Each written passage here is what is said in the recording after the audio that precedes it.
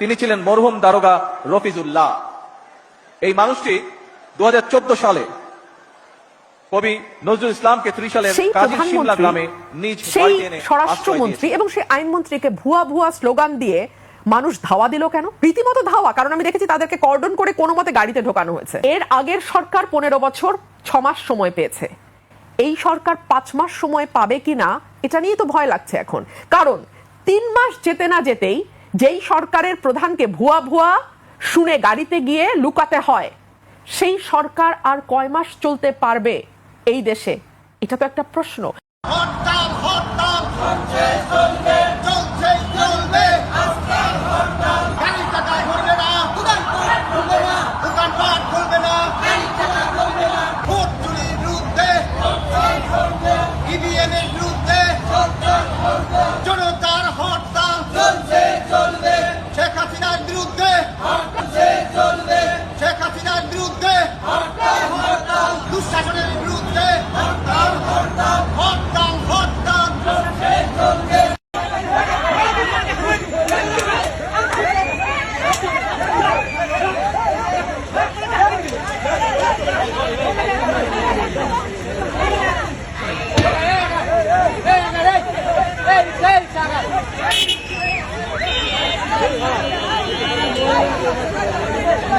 এখানে আসেন। আমার বদলি করবে ফটো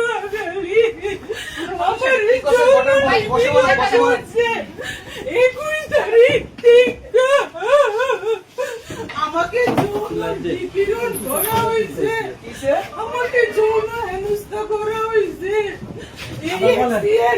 অবৈধভাবে অফিসের উপরে থাকে, আপনারা ভিডিও করেন যায় এক্সিএন অফিসের উপরে থাকে, আরো কর্মচারীর উপরে থাকে। আমারে অনৈতিক ভাবে কই আমি বলে রুমো বলে যাইতাম। উঠে বসেন না,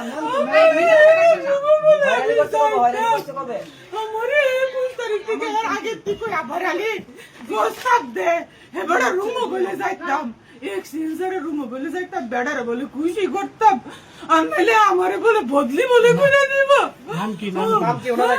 নাম আবুল খায়ের, নির্বাহী প্রকৌশলী আমার অফিসের।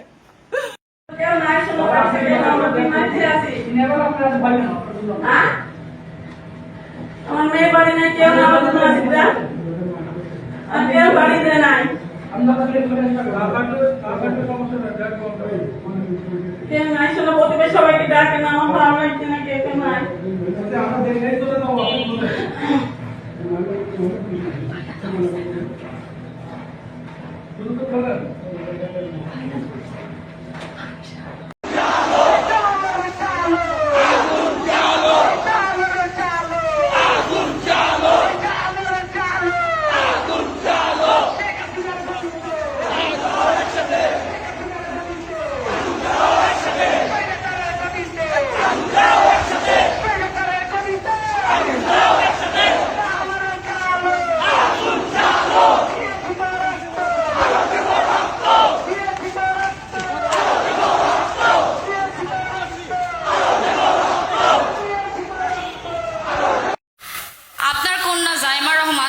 যখন সাইবার বুলিং এর শিকার হয়েছিল,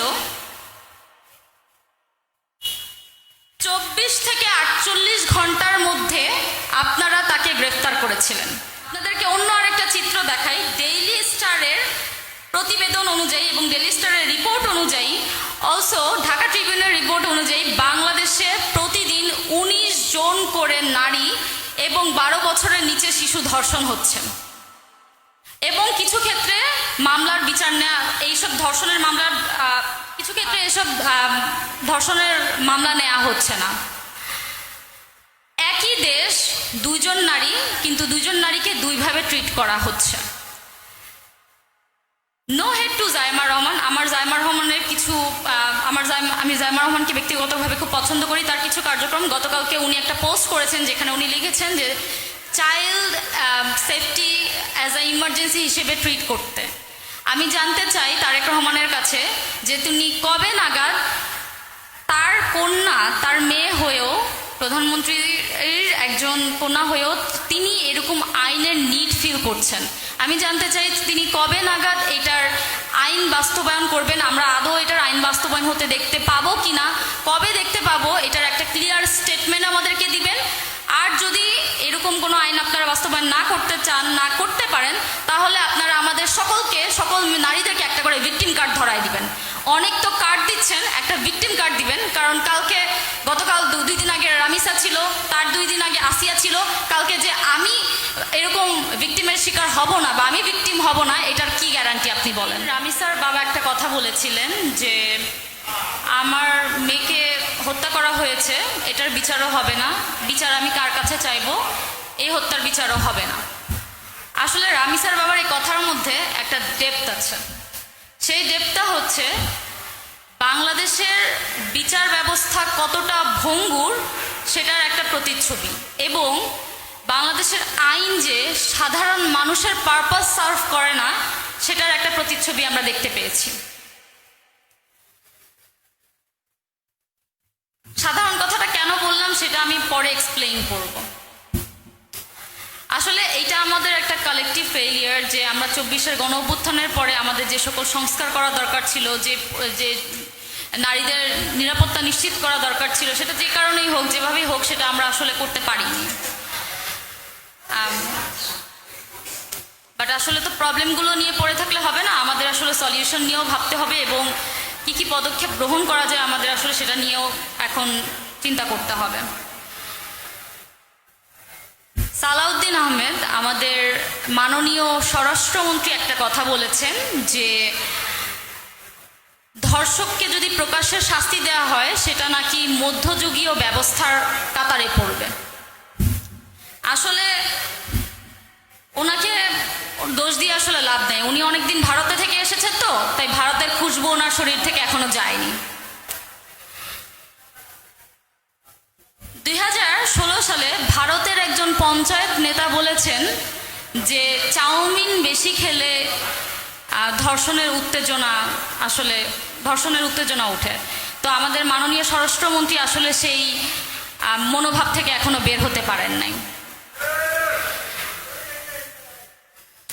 মাননীয় স্বরাষ্ট্রমন্ত্রী, আপনাকে একটা কথা বলতে চাই, আমরা সেই বিচার ব্যবস্থাই ফলো করব যেটা জনগণের পারপাস সার্ভ করবে, সেটা আদিম যুগ হোক, সেটা মধ্যযুগ হোক, কিংবা সেটা নতুন যুগ হোক। আপনার মা মেয়ে যদি ধর্ষণ হয় এবং তাকে গলা কেটে হত্যা করা হয়, আপনি তার ফাঁসি চাইতে পারবেন, কিন্তু অন্যজনের মা মেয়ে যদি ধর্ষণ হয় এবং তাকে যদি হত্যা করা হয়, তাহলে সে কেন বিচার চাইতে পারবে না বা সে কেন ফাঁসি চাইতে পারবে না? যদি যদি আপনি না চান, তাহলে এটা আসলে আপনার মধ্যে সমস্যা। আরেকটা কথা বলতে চাই, আসলে এই সকল সেন্সিটিভ ইস্যুকে আপনারা খুবই হেসে হেসে উত্তর দেন। এটার রিজন হচ্ছে কি, আপনারা আসলে জনগণকে সিরিয়াসলি নেন না। জনগণ কি পেইনের মধ্যে দিয়ে যাচ্ছে, জনগণ কি চায়, এটা আসলে আপনারা বুঝতেই পারেন না।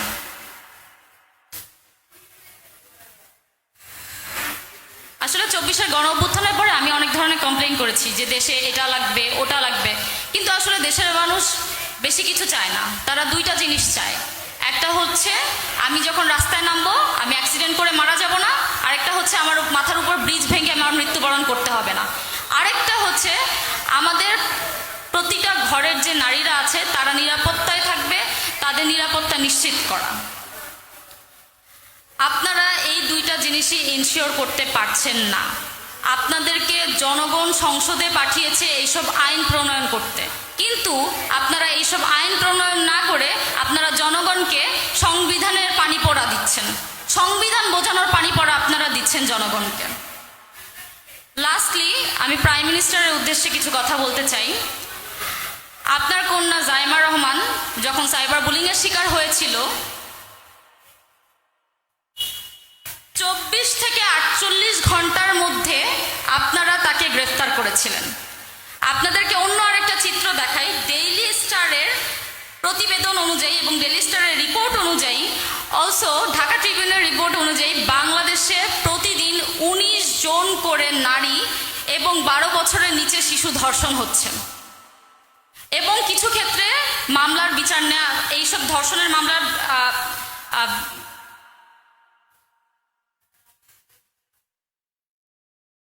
কিছু ক্ষেত্রে এসব ধর্ষণের মামলা নেওয়া হচ্ছে না।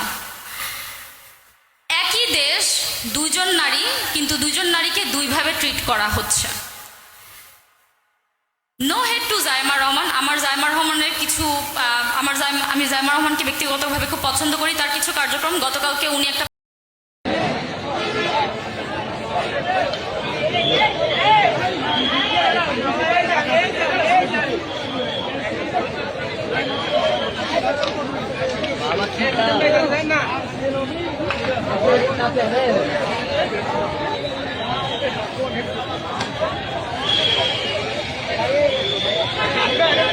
চমৎকার একটি ঘটনা ঘটেছে, হতবাক করার মতো একটি ঘটনা হয়ে গেছে। আমাদের দেশের ব্যাংকিং সেক্টর তো একদম পুরো চুরমার হয়ে গেছে, সব একদম ধ্বংস করে ফেলেছে। আপনারা জানেন যে কে ধ্বংস করেছে, সেই এস আলম। এখনো পর্যন্ত ব্যাংকগুলোর সর্বোচ্চ পর্যায়ে যে নিয়ন্ত্রণের বিষয়টা রয়েছে, এটি এখনো পর্যন্ত এস আলমের নিয়ন্ত্রণে রয়েছে। আজকে ইসলামী ব্যাংকের চেয়ারম্যান নিযুক্ত করার বা নিয়োগ দেওয়ার মাধ্যমে এটি আবারও চূড়ান্তভাবে প্রমাণিত হয়েছে।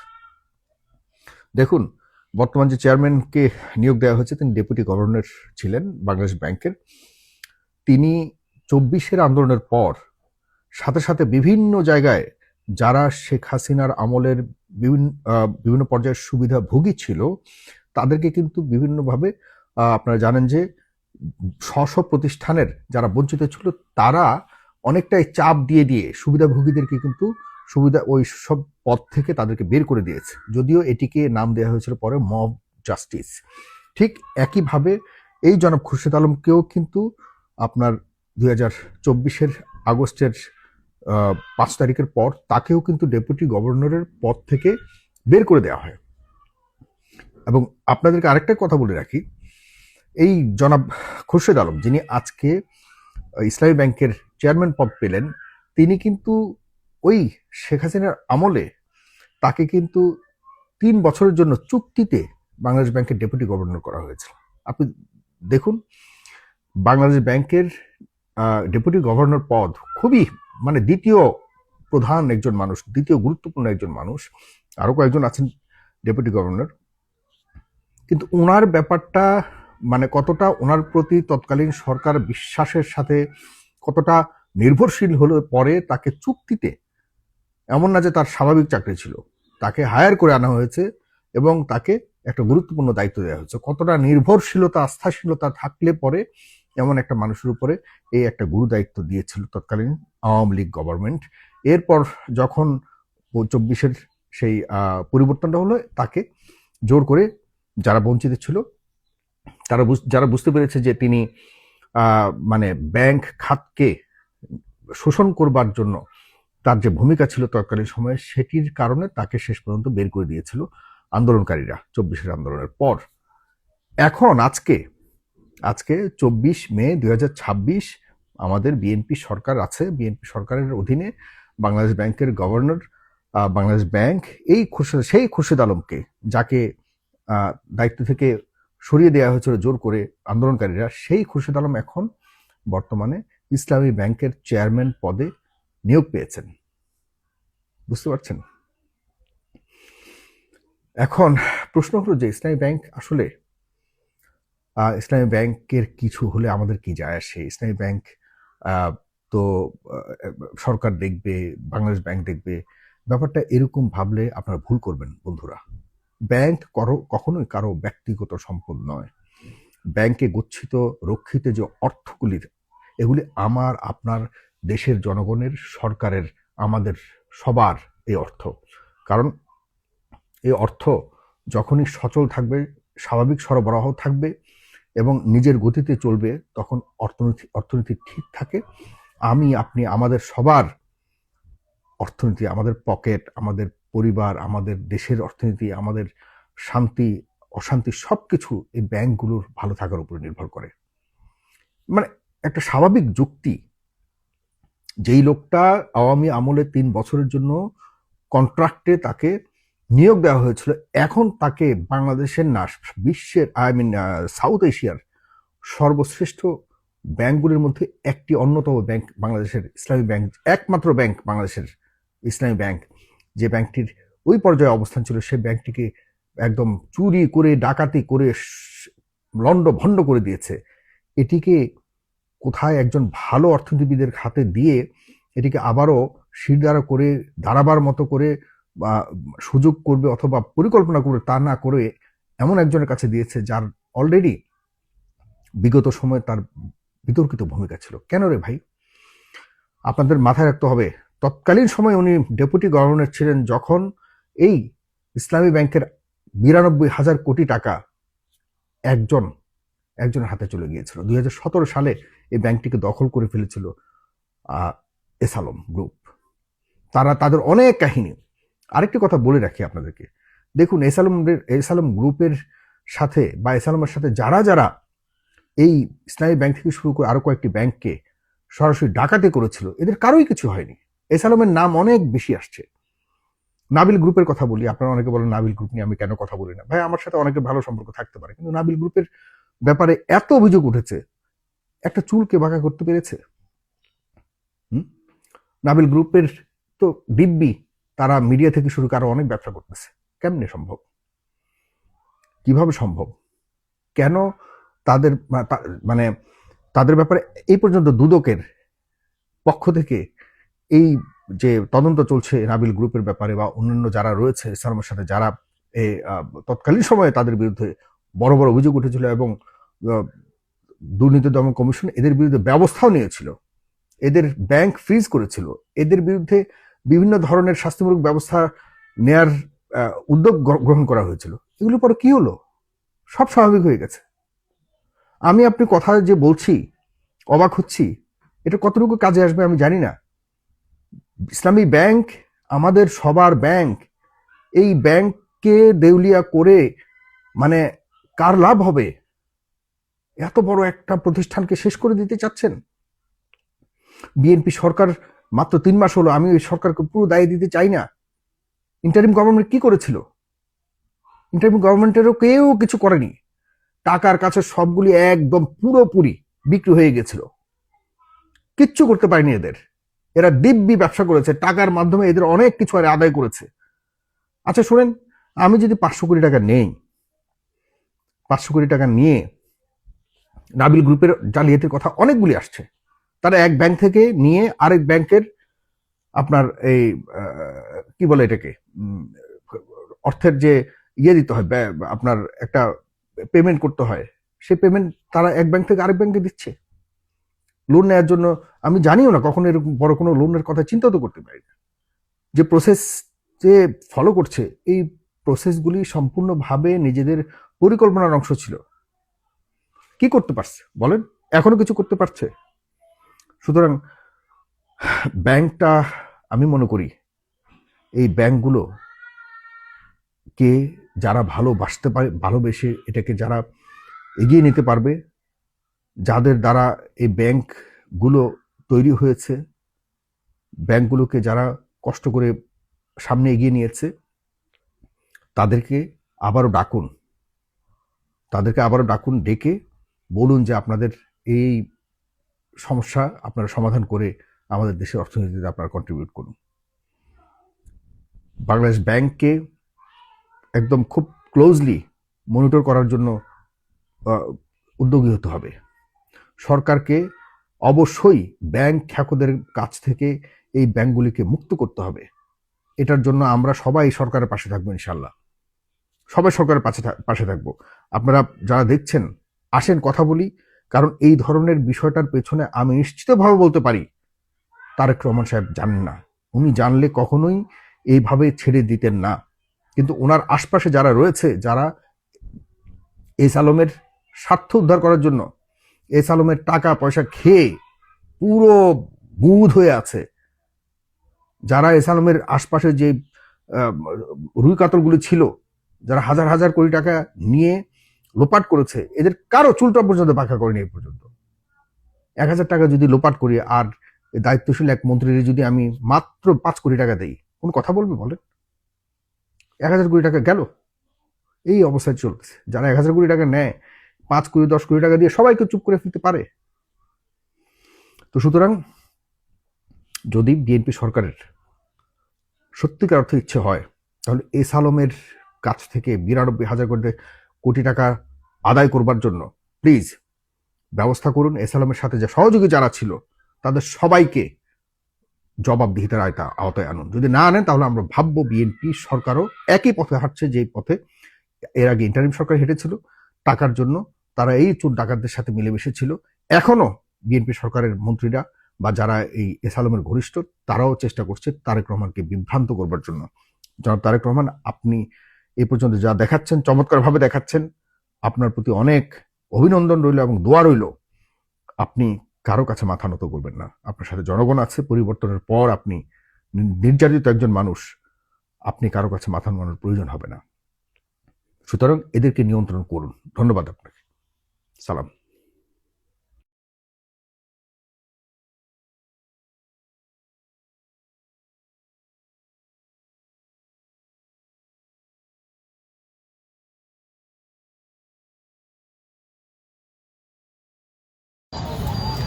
দর্শক, কালের কণ্ঠ ফেসবুক পেজ থেকে যুক্ত হয়েছি টাঙ্গাইল থেকে। আমি ফরমান শেখ। আমি এই মুহূর্তে রয়েছি ঢাকা টাঙ্গাইল যমুনা সেতু মহাসড়কের সরাতুল নামক এলাকায়।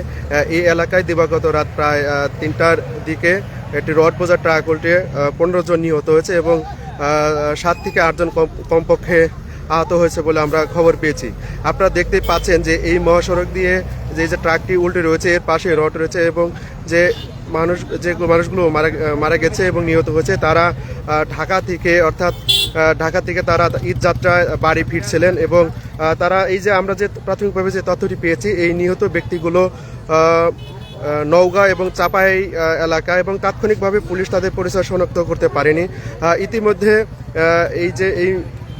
ইতিমধ্যে পুলিশ সহ এই সেতু কর্তৃপক্ষ বা এই লোকজন এসে এখানে পরিদর্শন করেছেন এবং আইন শৃঙ্খলা বাহিনী তারা এগুলো দেখভাল করছেন। আর এই যে মৃত্যুর যে ঘটনাটি ঘটেছে এবং চালকরা বলছিলেন যিনি বেঁচে যাওয়া বা এই 2-1 জনের সাথে কথা হয়েছে আমাদের, তারা বলছেন যে এখানে যে নিহতটি যেভাবে হয়েছে তারা যে এই যে 15 মোট তারা গাজীপুরের কালিয়া বা বিভিন্ন জায়গা থেকে 18-22 জন লোক ছিলেন। এর মধ্যে যে যারা নিহত হয়েছে তারা এই ট্রাকের উপরে রডের উপরে তারা বসেছিলেন বা কেউ বা ঘুমিয়েছিলেন এবং এই ঘুমিয়ে থাকার এক পর্যায়ে যে তারা বলছিলেন যে একজন আহতর মধ্যে একজন বলছিলেন যে যিনি ট্রাক চালক হয়েছেন তিনি এলোমেলোভাবে গাড়ি চালাচ্ছিলেন এবং বলছিলেন যে সাবধানে গাড়ি চালাতে। এরপরে হঠাৎ করেই হয়তো এই খাদে পড়ে যায় ট্রাক উল্টে। এরপরেই ঘটনাস্থলে 15 জন নিহত হয় এবং আহত হয় 7 জন। এই আহত যারা হয়েছে তাদেরকে টাঙ্গাইল সদর হাসপাতালে তাদেরকে তাৎক্ষণিকভাবে উদ্ধার করে নিয়ে যাওয়া হয়েছে হাসপাতালে এবং মৃত যে মরদেহগুলো আছে সেগুলো তারা এই মর্গে রেখেছে এবং তারা চেষ্টা করছে এই যে নিহতদের যে পরিচয় শনাক্ত করতে পুলিশ কাজ করছে। আপনারা দেখতে পাচ্ছেন যে এই মৃত্যুর ঘটনার পরে এখানে যে স্থানীয়রা রয়েছে তারা এখানে ভিড় করছেন এবং আমরা কথা বলেছি স্থানীয় ব্যক্তিদের সাথে। তারা বলছেন যে রাত প্রায় 3টার দিকে যে ঘটনাটি ঘটে এবং সেখানে এই যারা আহত ডাক চিৎকার শুনেই তারা এখানে ছুটে আসেন এবং তারা চেষ্টা করেন নিহত এবং আহতদের উদ্ধার করতে। তো আহত যারা উদ্ধার করে তাদেরকে স্থানীয়দের সহযোগিতা, যারা পুলিশদের সহযোগিতা তারা টাঙ্গাইল নিয়ে যায়। আপনারা দেখতে পাচ্ছেন যে এই ঘটনাস্থলে মানুষ ভিড় করতে শুরু করেছে এটি দেখতে। এই যে ট্রাকটি রয়েছে এই ট্রাকটি আসলে দুর্ঘটনার কবলে পড়ে। এখানে একজন পুলিশ সদস্য রয়েছে, আমি একটু তার কাছে জানতে চাই এই যে ঘটনাটি যে ঘটে আসলে কতজন মারা যায় বা কিভাবে ঘটে, আপনার কাছে কি তথ্য আছে যদি একটু বলতেন। আমার কাছে তথ্য ভাই, আসসালামু আলাইকুম, আমার কাছে তথ্য হচ্ছে কি এটা হাসার কথা নয়, কতগুলো কীর্তি থেকে হাসি বেড়ায়, সামান্য টাকা বাঁকা বেড় যায় আজকে জীবন কয়টা হারাইল। এরা কিন্তু হকার, এদের বাড়ি হলো নাটোর মান্দা থানা আর এরা আসছে হলে ফেনী ফেনী স্ট্যান্ড থেকে গাড়িতে উঠছে, সেখান থেকে আসছে কেউ ঘুমে কেউ যে রডের গাড়ি রড যেগুলো সে রডের গাড়ি আসছে, এখানে গাড়ি উল্টে গেছে। মনে করেন যে জায়গায় 15 জন মারা গেছে আর 3 জন মনে হয় মাটি ঘুরে নিঃশ্বাস নেওয়ার পরে ছেলেটা বাইতে সাদ্দাম নাকি যেন নাম বেঁচে আছে। আর 8 জনের হাত পা ভেঙে গেছে, সেটা সদর হাসপাতাল টাঙ্গাইল ভর্তি করানো হয়েছে। এই হলো সংবাদ। আসলে হ্যাঁ, পুলিশ সদস্য বলছিলেন যে তারা এই যে অল্প টাকা বাঁচিয়ে যে বাড়ি ফেরা যে ঈদ যাত্রা, সেই ঈদ যাত্রায় আসলে এই যে অল্প টাকা বা ঝুঁকিপূর্ণভাবে খোলাটাকে তারা যে বাড়ি ফিরছিলেন, এই ঝুঁকিপূর্ণ টাকি আসলে তাদের মৃত্যুর কারণ হয়ে দাঁড়িয়েছে বলে জানিয়েছেন পুলিশ সদস্য। এই যে দেখতে পাচ্ছেন যে ইতিমধ্যে অনেক লোকজন রয়েছে, ফ্যামিলি কার্ড, কৃষি কার্ড, তেল কার্ড, এই বাল ছাল কার্ড বাদ দিয়ে দেশ ও জাতির কল্যাণে কাজ করুন অথবা দায়িত্ব ছেড়ে দিয়ে ঘুম পারুন।